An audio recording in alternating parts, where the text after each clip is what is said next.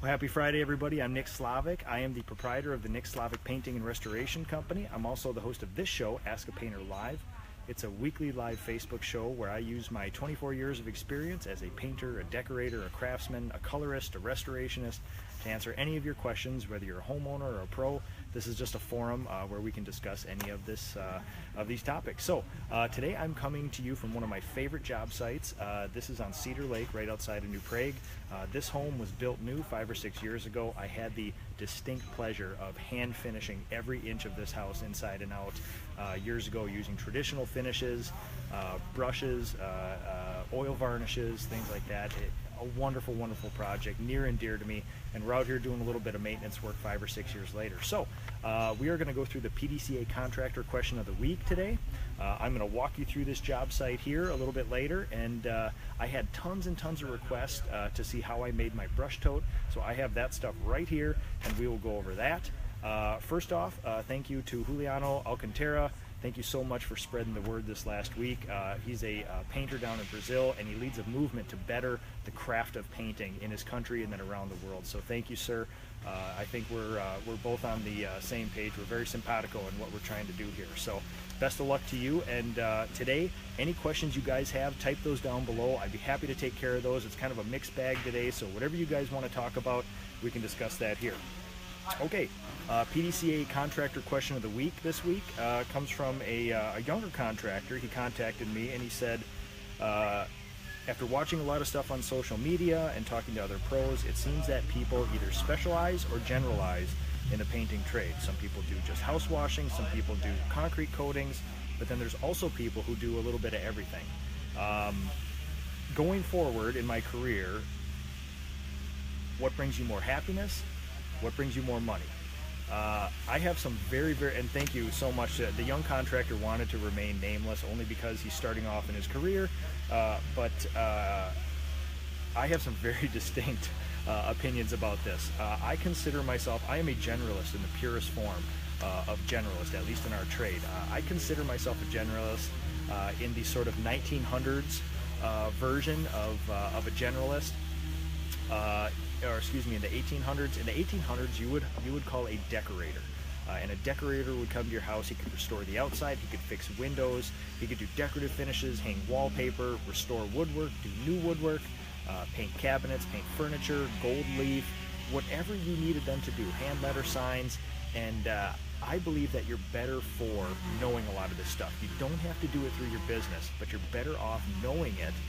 Each little thing you learn, anything related to the painting and decorating field, will certainly help you. And you can decide what your niche is. There's a lot of people who go into and dabble and apprentice under other people and find out that maybe commercial wall covering is just their thing. They're the best at it, they're quick, they're good, nobody else that the customers can find are as good as them. Then do that. If you can make money doing other stuff, that's fine too. I don't believe you have to pick between happiness and money. And I try to make that a living example every day that I'm here. I do exactly what I love. All of this stuff interests me. And I'm also able to pay my mortgage and feed my family, so it seems to be a good thing.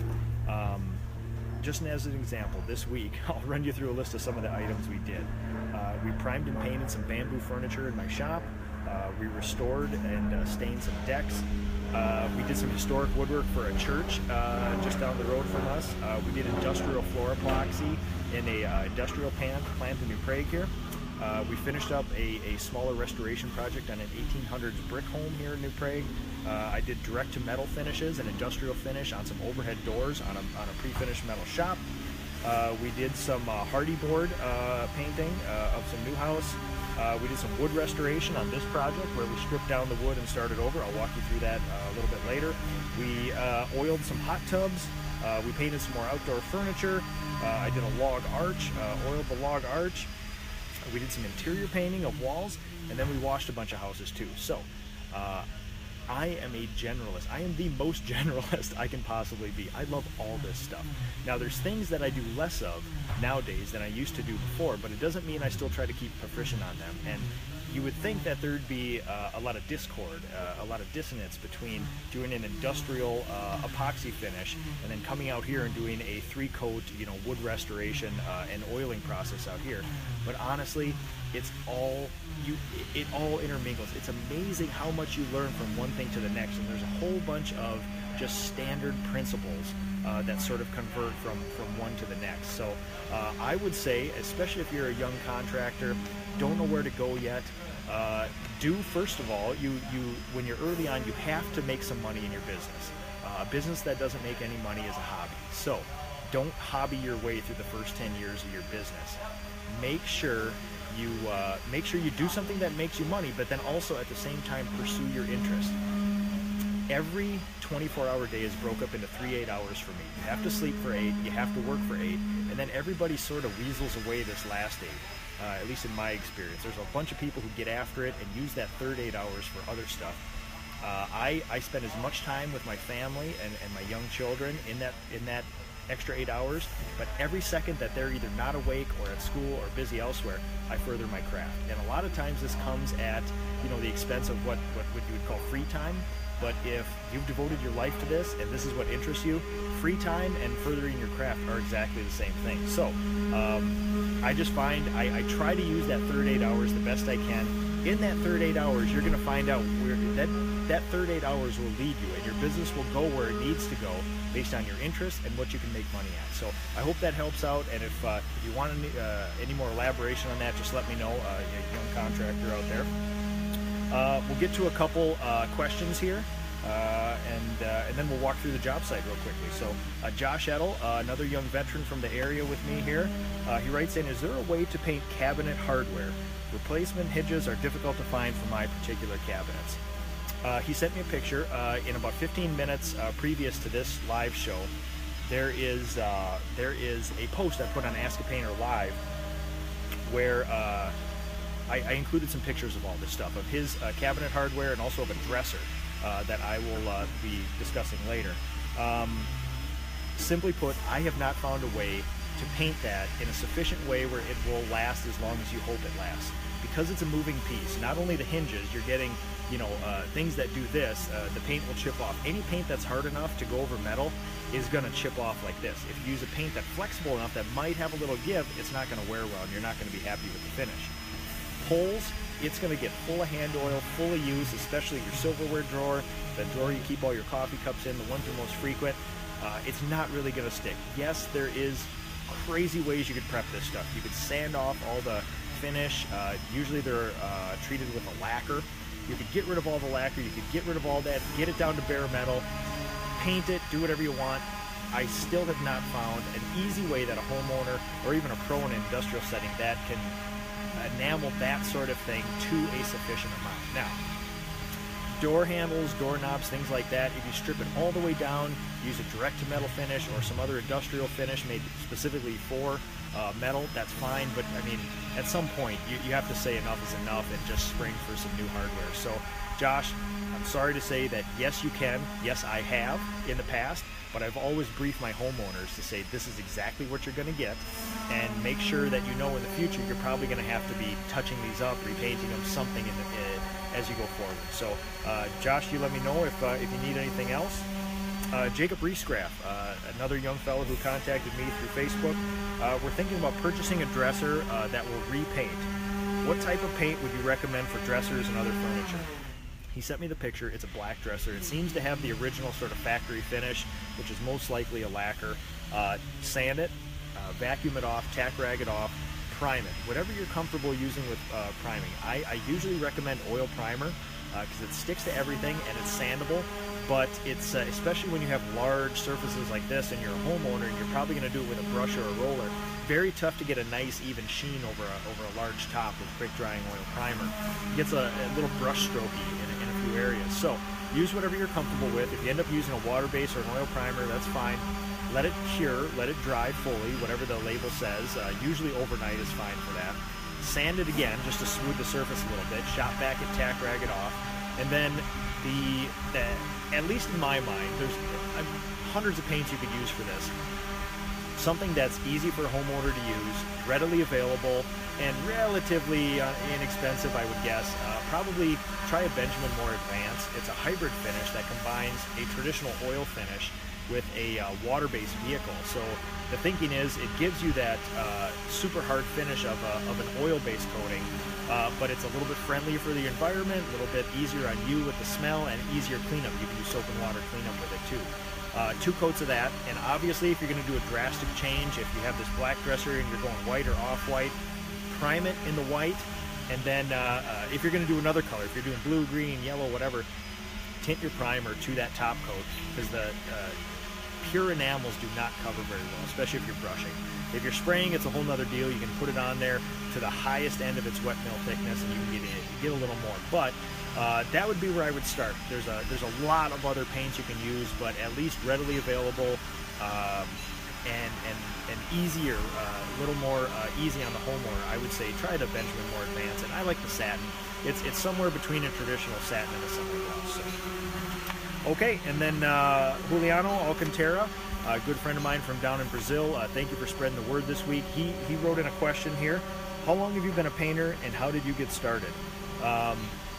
When I was up on a family vacation in Ely, Minnesota, which is on the far edge of where the wilderness starts in southern Canada, northern Minnesota, it was Ask a Painter number 44. If you go on either YouTube or my Facebook page, facebook.com/askapainter, Ask a Painter number 44, I sort of dealt with my origin story about where I came from, what I did.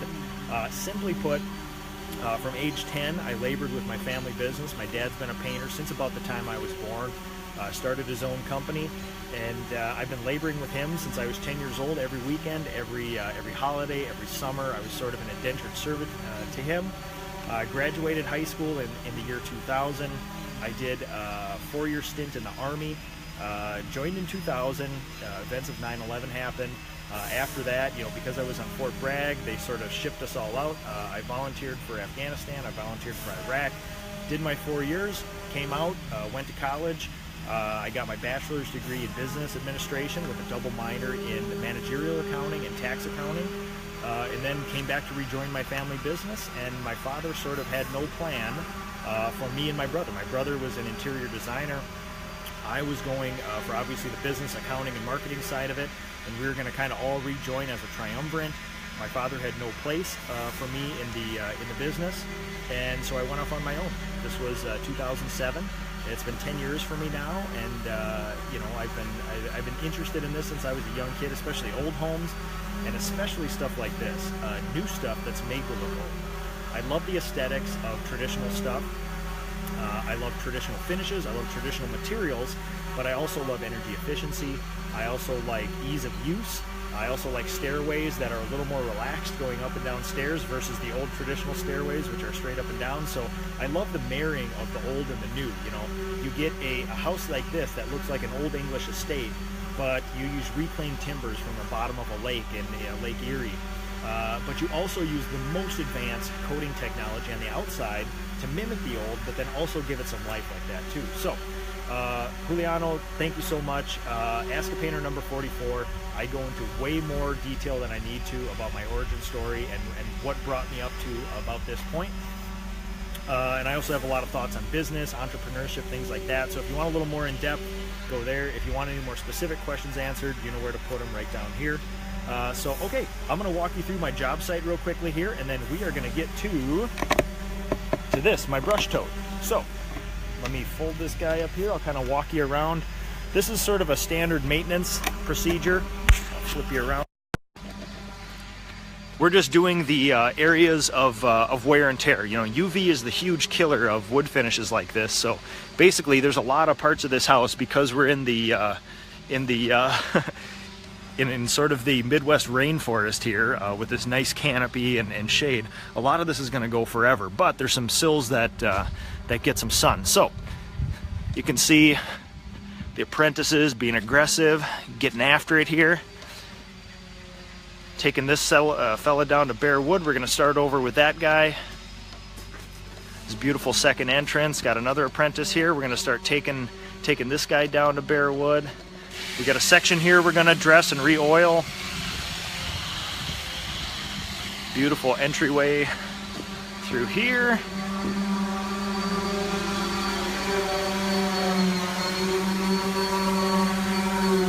Some standard wood restoration. Then, I mean, come on guys, it's Friday, it's noon, it's 68 degrees, Friday before Memorial Day. I mean, come on. These apprentices should be paying me to work on a place like this. So here's a little bit of wood restoration we did earlier in the week. My apprentice Alex here was actually the one who helped me with the wood restoration. I was teaching him and another one of my young apprentices how to chemically strip wood. We chemically stripped it to maintain the integrity of the wood. I didn't physically remove all the coatings with a sander because I want to maintain this beautiful heart cedar.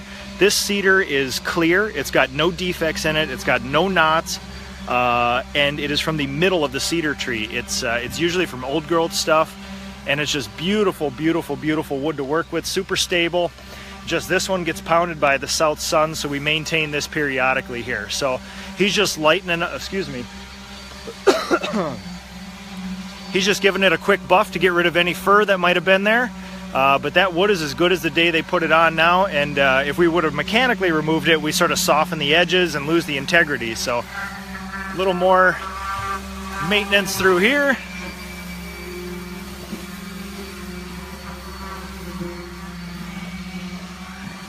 Okay.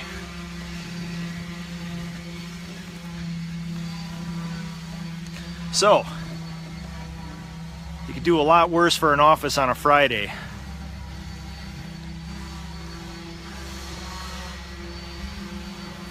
I grew up just on the other side of this lake. My grandparents owned a home back in that bay back there, and I spent almost all my weekends and summers out there exploring. So this place is near and dear to my heart out here. So we'll go back and we'll take a look at the brush tote. I'll kind of show you guys the quick and dirty on how I put that guy together.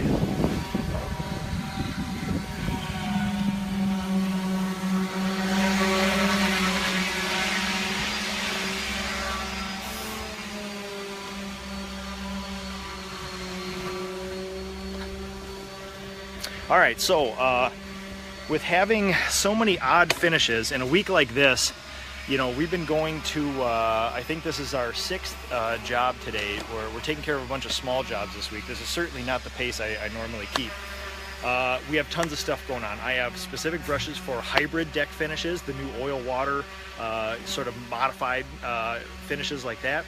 I have brushes for pure oil. I have trim brushes for acrylic paint. And I have siding brushes for acrylic paint, and then I have a whole bunch of odd mixture of enamel brushes for interior work, stuff like that. And you know, they would just get jumbled up, they would get mixed up, no real order to them in the truck, hard to find things. So years ago, I came up with the idea of just making a tote full of brushes. And instead of just jamming them all in there, I thought it'd be great to have them all sort of soldiered up like this so you could grab what you need and whatever. So I came up with this guy here. This is basically just a standard tote. I think I got this one at Target years ago, and I built a 2x4. Excuse me. This is a 1x2. 1x3 frame out of wood here. I cut some notches in it, and I got 1/4-inch rod, cut it to length, and laid it in there. The frame itself rests on little ribs on the tote here, and then whenever you need a brush, you just sort of pull those suckers out like that, and they're ready for you to access. As we're using brushes throughout the day, we take all the covers and we toss them in the bottom. When we wash them out, then we just put them back in there and then get ready to go here. And this one, you know, it just works beautifully. None of your brushes are going to get bent, none of them are going to get lost. They're all right here, and you can stack stuff on it, whatever else.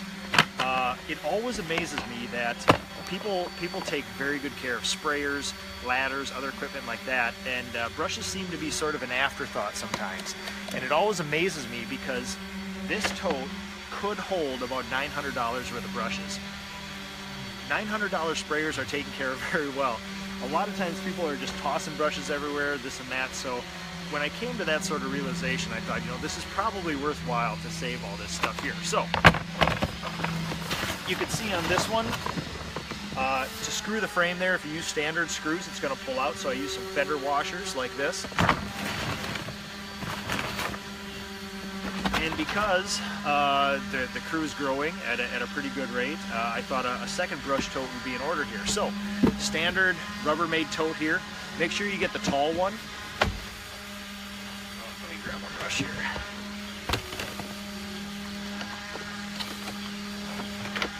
With this, I like, at least on my trim brushes for interior and exterior, I like a little bit longer handle like this. So if you use the smaller version of this Rubbermaid tote, they bottom out. With this one here, you know, there's plenty of room here for these things to hang freely, and then also if you have some of those covers in the bottom, that'll do well. All right, so with this one, in my quest for ever constant improvement, it's sort of one of my edicts that I follow all the time. Instead of using wood, I actually use some AZEK trim. It's a PVC white trim. It's got some wood grain on one side here, very commonly used on exterior trim. This is the same stuff they make PVC plumbing pipes out of. Completely impervious to rot, holds paint fairly well. I found a bunch of this on a job site, so I took it, I cut it to width, made a little frame out of it here. I clipped the corners. As you can see, I dog-eared them so they'll fit into the round parts here. I used a finish nailer, put those things together just so I could get it in the tote. And then I used since this is a little smaller one, we're not going with all the rows. I'm just going to do a 4-row here. I used a round file, a rat's tail file, and I basically just did that for about 20 seconds and made myself a little groove there. These things fit. If you can see the tote here, there's these little ledges right here. I made it to fit on there so it would support the weight of the brush holder here. So, like that. Again, standard drywall screws. I always carry little jars full of those around and a nice fender washer like that.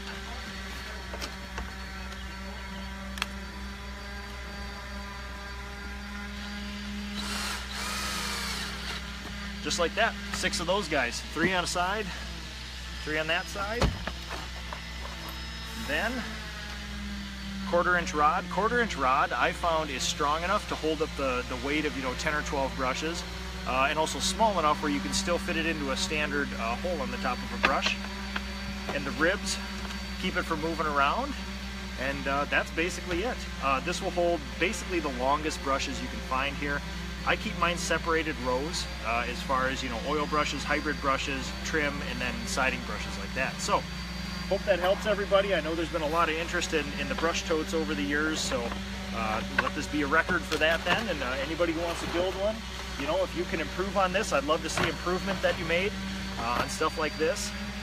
Other than that, I'm going to scroll through now and see what we got for questions today. We've had a busy week with lots of different stuff going on. So anything you guys want to talk about, you just list that sucker below. Chris Shank, my good friend, good to see you. Jamie, thank you for watching, frequent watcher. Sarah Perryman as well, always doing some interesting projects if you follow her on social media. Paul Schmidt, thanks for the young fella you loaned me. He's doing quite well here. Juliano Alcantara, good friend from Brazil there. Thank you so much, sir. Don Taylor, a fellow pro here. You rock, thank you very much. Josh Martin, nice bibs. Josh, I'm just preparing myself for, I'm Czech and Bohemian mostly, and if you've ever seen an old Czech and Bohemian man, you notice that the rear end tends to disappear and the beer gut tends to get a little bigger. So I'm just preparing for later in life, making sure I got the overalls. So. Brandon, thank you for watching. Appreciate it. Love the advice. No, thank you. I really appreciate the feedback. And Brandon, if you want to hear about anything else, happy to do that. Don Taylor, appliance spray, works well on handles. The only other place that I've used that appliance spray is actually, I did a test, the appliance epoxy. I did one of my yard signs in it like that, and fairly chip-free, faded, and just a little bit quicker than a normal oil enamel, but I'm sure it's not made to be out in the sun like that. But I still have a can of some of that around in my shop, so I'll give that a try. Joe Solis, thank you for watching, my friend. It was good to talk to you at Expo this last time. Austin McCracken, hey, thanks so much for the interaction this last couple weeks here. It's been fun to watch you on social media as well. Ryan Shoust, will you guys do work out in Delano? Yeah, for those I trust, I will travel. Through the years, if you've been following along on social media, there's a project called the #Cottage Cabin Project. That's in northern Minnesota. That's for somebody from my area here, an artist friend of mine who's building a cabin, and I will travel for him if I trust. So people have sent me to the San Francisco area. People have sent me to islands off the coast of Florida that you can only get to by boats and planes. Where have I been? I've been to Utah, all over the place. For those I trust, I will travel. So Ryan, if you got a particular project, Delano is actually in my neck of the woods, so I always consider. So, and Anthony Cade, hey, thanks for watching, Anthony. Gustavo, thank you for watching, my friend. Brandon Moore, how did you know you were ready to bring on such a large crew? Two thoughts.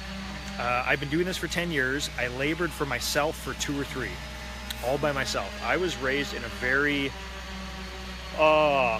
non-progressive business.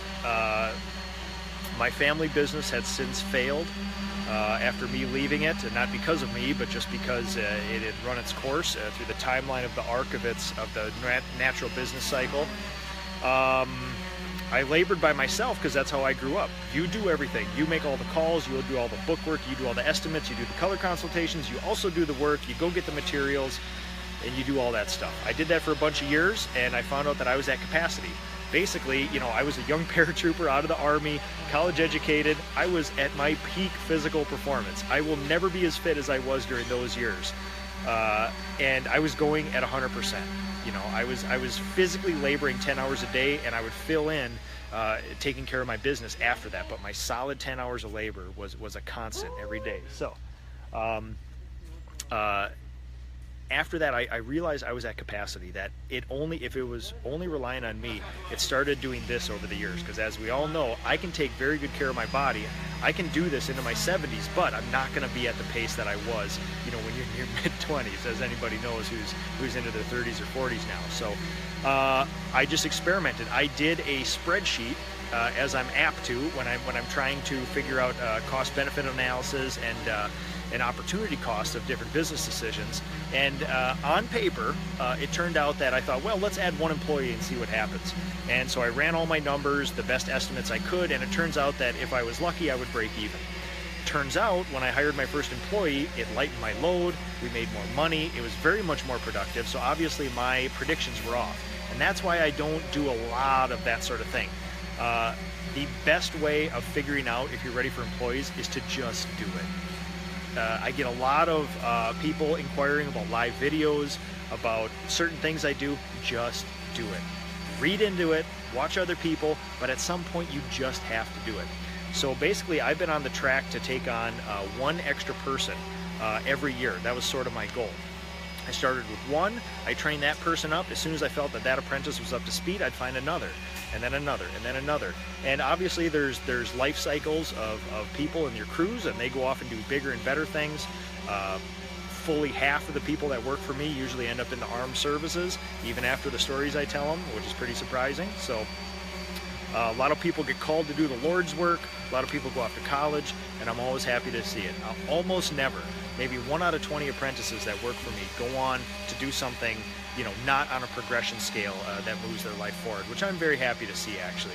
I like to help out the young folks and get them moving on stuff like that. So this last year, to be very honest with you, I had some of the most interesting conversations I've ever had with some fellow business owners, entrepreneurs, people of my peer group who are running some of the biggest painting outfits in the United States.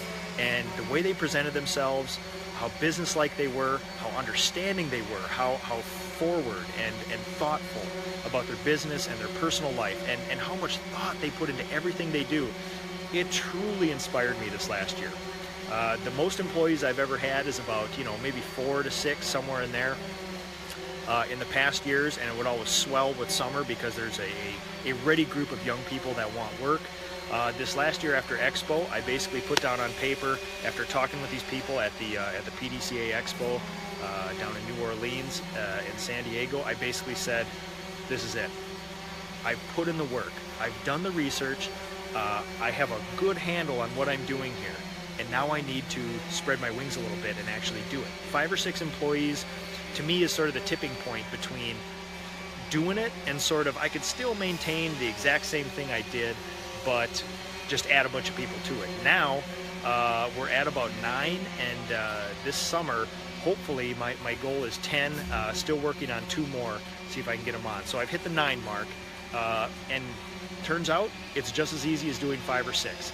More teaching for me. I still try to keep in my 8 to 10 hours of labor a day, but now I labor alongside the youngest apprentices or apprentices that need help. My senior crew of apprentices, I'm now, like on this job too, we're pairing up with other apprentices and we're sort of shadowing like that. But you have to maintain a presence. It's your business, it's your name. On my trucks is my full name, my address, my phone number. I'm never leaving New Prague. This is it. I will base my family and my business out here the rest of my life. These people, if they're out there speaking for you, they better speak in the same way that you would speak to employees, doing the same work that you would. Otherwise, that's you. Everybody will judge you by what your apprentices or employees do. So, I intensely am on these job sites watching these people. And as they grow and blossom a little bit, then we start breaking off, and I have a rotating crew lead where of my 3 or 4 senior apprentices, they're all at about the same level. So what I do is when we get onto a new job site, I pick the person that would most benefit from leading that job. I say, now you are the job leader for this one. I hand them my mini whiteboards and I tell them to just start copying. I give them all the particulars of the job, and then I sort of let them take it from there. I'm there, I'm working with them, and I'll correct certain things as I see them. But you will take a learning curve that is years long and compress it down to about a month or 2 if you are on site physically laboring with your employees. My apprentice program used to be 2 years long, a full apprenticeship. Now I'm doing the quality of apprentice that I turned out in 2 years, I've turned out in about 2 to 3 months because of my sort of intense overwatch and shadowing and physically doing what they're doing. You would be amazed that you get out the 40-foot ladder, you get to a peak of a barn, you get up there, you do the first coat, and you look at all your apprentices and say, if one man can do it, another can do it, let's get after it, let's be aggressive. There is no excuse then. They may not be as experienced as you, but if they see you do it, they sort of have to do it, you know? They know it's possible, and they're inspired to get up there, and they know that you're just not the guy in the golf shirt driving around in the Prius selling jobs, and you don't know what you're doing, and you know, so it's one of those things where, personally, this is how I like to run my business. It can sometimes be a little intense, but boy, you take a 2-year apprenticeship and you bang that thing down into about 3 months, and that was one of the big differences that I made this year. So I'm actually preparing a master's class on sort of apprenticeship along with some other topics here. I've gotten so much requests for knowing what goes on here with all these people that I'm actually preparing a master's class for that for the PDCA, hopefully, or whoever would like it. So be prepared for that. If you got any questions about that sort of thing, I'm always happy to help you with that. Jamie Reed, I truly enjoy seeing the different jobs you do, and thanks for the advice. Anytime. I'm always happy to help. One of the reasons I started this was I am a huge fan. I get about 18 home magazines, DIY, HETV, the BBC's got a bunch of great programs about building and finishing and things like this. This Old House, all those programs, I would see so much effort put into lesser finishes and a lesser product that I thought that this was a great way. It's only words, it's only a little bit of my time. If I can help somebody's day out a little bit from all the trial and errors I've had over 24 years, I'm always happy to. You know, I'm just trying to raise, elevate the level of our trade. Often we're seen as sort of a lowly, you know, when you think about new construction painters, tenement repainting, things like that, you see it as a lowly trade. But you can do that. You can also do this. You don't have to pick and choose, but you can bring some elevation to our trade. And that's what I'm sort of trying to do here. That, you know, the idea that quality will always win is sort of something I keep near and dear to my heart, and I try to live out every day here. So, Rafael D'Souza, thank you for watching, my friend. Alex Went, the Church Restorer, I love watching your work. Dwayne, thank you for watching. Brandon Moore, amazing answer. Oh, thank you. And you know what, Brandon, if you got any specific ones too, let me know. I love the interaction between the pros and the homeowners. Raphael, great info. Nick, thank you guys so much. I really do appreciate this. I've got to get back to work. It is a absolutely beautiful day here. There's no better days on earth than a May day in Minnesota when it's 68 degrees. You got the breeze coming off the lake, and when you can work at a place like this, it just seems silly sometimes that we get to do this sort of thing. So anybody who wants to watch, Monday is Memorial Day. All these long-suffering apprentices here will be kicking back, rubbing Bengay on those muscles, getting ready for Tuesday. But I will be out with the Veterans of Foreign Wars, the VFW from New Prague, Post 5145. And we will be visiting all the cemeteries. We'll be reading all the names of the area's deceased veterans. We'll be reading some prayers. We'll have our bugler with us. We'll have our rifle team, and we'll be playing taps, doing a 21-gun salute. We'll be going to all the various New Prague cemeteries and surrounding area. There will be a live video in there somewhere. One of my favorite cemeteries, the St. Benedict Cemetery. They recently, it's the most picturesque place you've ever seen. They recently just tore down the church that used to be the backdrop for our whole ceremony, so it's going to be a very striking comparison to last year. But there will be a live feed from some of those ceremonies as we go around town. So you can check my personal page for that Monday morning, just the Nick Slavik, the Facebook page, and we'll be giving you some of that and showing you what the New Prague veterans do. It'll also be followed up. The cemetery visits will be followed up by a parade downtown. We march all the old timers and the funny hats down Main Street. And then we have a veteran program down at our Memorial Park. A New Prague native, a general in the Army, will actually be speaking this year. So great to have all that. So thank you guys for all the interaction. I love doing this. Any questions you guys have for me, just hashtag them, Ask a Painter, send them to me during social media, and I'd be happy to answer them for you. So thanks again. Have a great Memorial Day weekend, everybody, and we'll see you next week.